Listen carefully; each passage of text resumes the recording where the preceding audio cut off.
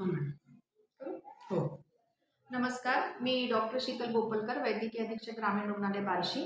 आज मी viral fever या बाबतीत बोलणार आहे. आता सध्या वातावरण सारखं बदलतंय. थोडं ऊन आहे, थोडं पाऊस आहे आणि अधूनमधून ऊन तर अजिबात दिसतच नाही. त्यामुळे या सीझनमध्ये व्हायरल फीवरचे साथ म्हटल्यापेक्षा पेशंट्स जास्त सापडतात. कारण ह्याच्यामध्ये ड्रॉपलेट इन्फेक्शन होतं एका पेशंटपासून दुसऱ्या पेशंटला, दुसऱ्यापासून तिसऱ्याला.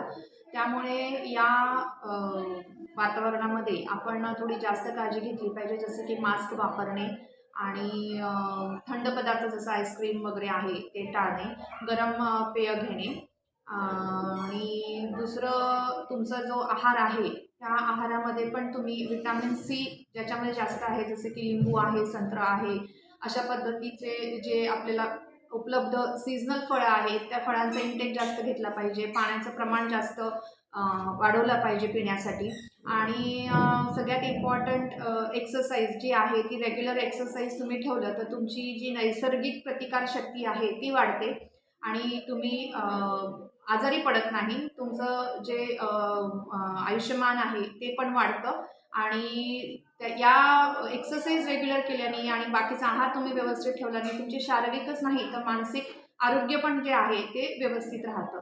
त्याच्यामुळे या सर्व गोष्टींची काळजी आपण आपल्या स्तरावर घेतली पाहिजे. धन्यवाद.